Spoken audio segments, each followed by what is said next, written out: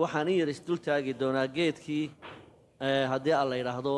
fadhigeennii ugu dambeeyey aan ka hadlaynay geedkii aan fadhigii ugu dambeeyey aynu ka hadlaynay oo in badan dibad iyo gudaba layga soo weydiiyey ayaan casharkeenna ku soo khatimi doonaa inaan wax yar ka tilmaamo haddii ilaahay ka dhigo geedkaas haddii aan la yidhaahdo xanuunada maskaxda aad buu u anfacaa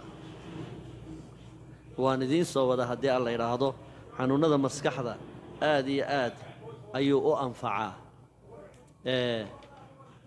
geedkaasi waa geed dalkeenna aad iyo aad ugu baahsan mashriq iyo maqribba waana geed manfaco badan leh sidaan idinka warramay waana geed haddii aan la yidhaahdo khuraafaad badan haddii aan la yidhaahdo laga sheegay oo aan maalintii hore aan ka warrannay marka geedkan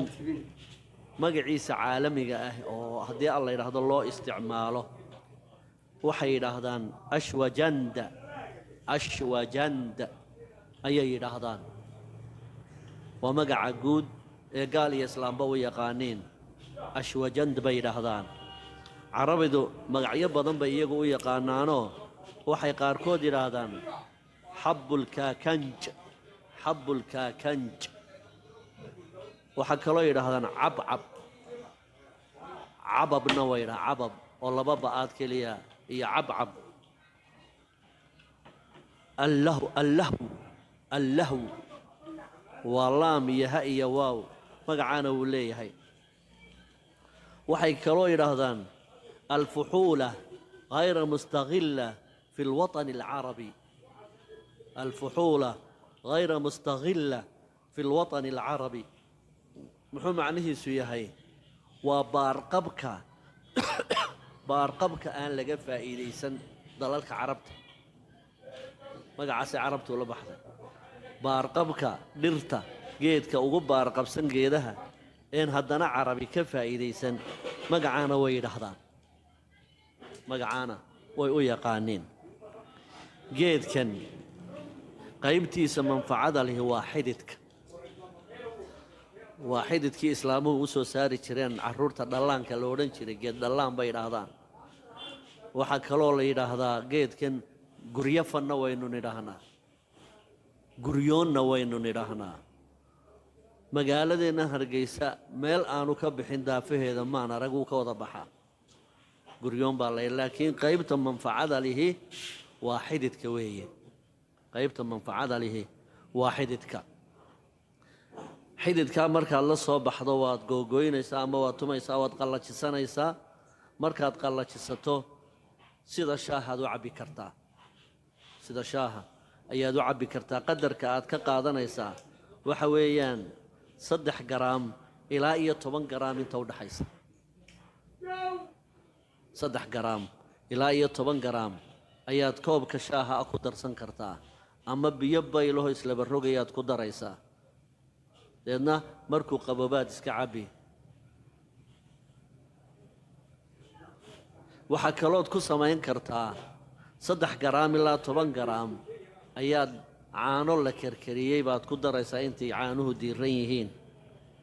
caanahaana malab baad ku kordhinaysaa caanuhu intay doonaan ha kuu leekaadaan koob laba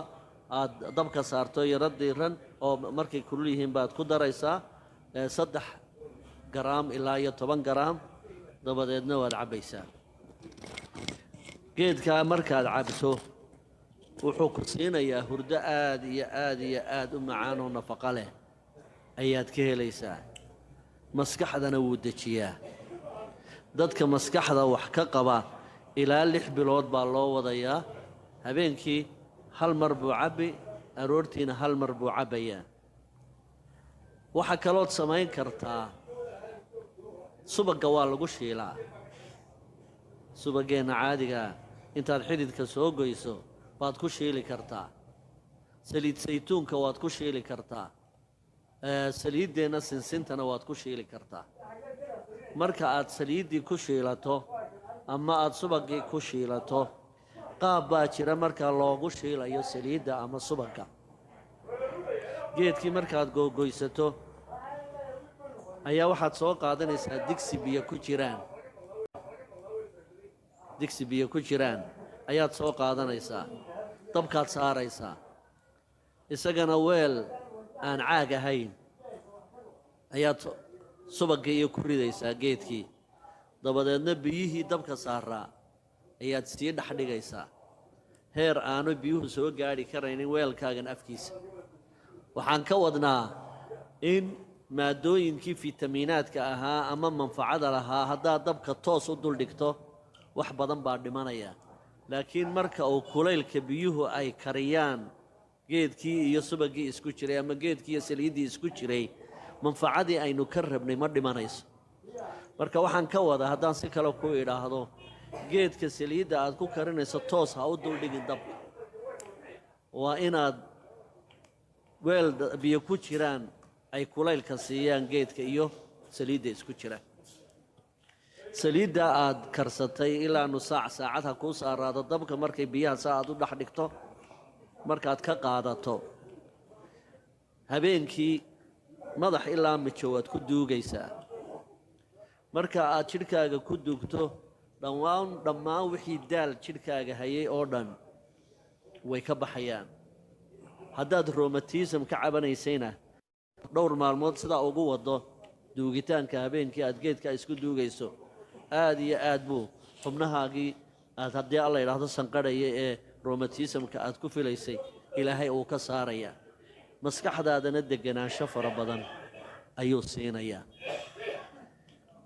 saliidda ama subaggaa aad ku shiilatay haddii aanu ruuxu qabin beer xanuun wuxuu samaynayaa malqacaddeennan cuntada muggeed ayuu afka ku shubanayaa uu cabbayaa habeenkii markuu sii seexanayo saliiddii ama subaggii in badanna waxaa xasuusataan dhallaanka yaryar marka geedkaa loo shiilo jidhkaa loogu duugi jiray subaggaana afka ayaa loo marin jiray hadday calooshu taagan tahayna qolfo iyo qoryuu ka soo ridi jiray saxaradii adkayd ilmuhuna saacaddaa marka la siiyo wuxuu seexan jiray hurdo la yaab luu seexan jiray oo nafisa oo waalidkuna ka nafisa isna uu ku nafiso saliiddaa afka lagu shubanayo waxa kaley faa'iido leedahay calool istaagga waa ka dawo constibationka waxaana yidhaahdaan waa ka dawo yar iyo weynba xanuuno kaloo badan oo halkan aan ku soo diyaariyeyna waa ka dawo haddii alla yidhaahdo fadhigeenna soo socda ayaan xanuunada uu ka dawadaya insha allah ciddii ilaahay dawo ugu darayo haddii dee tii uu ku dhimanayay ay tahay waxba dawayn maayo laakiin xanuunada kale insha allah marka waxaan isku dayayaa inaan halkaa ka sii ambaqaadno waxaase iga dardaarana qaybta la isticmaalayaa waa xididka marka qaybtaa markaad soo goosato eed ciiddii yarayd aad ka masaxdo ama aad ka maydho waad googoynaysaa waad tumaysaa markaad qallajiso sida shaahaad u isticmaali kartaa siyaabaha kalen kuu sheegayna waad u adeegsan doontaa insha allahu tacaala waalida iyo sixirkaba ninkii ilaahay kaga furayo waa lagu daweeyaa waa inoo kulankeenna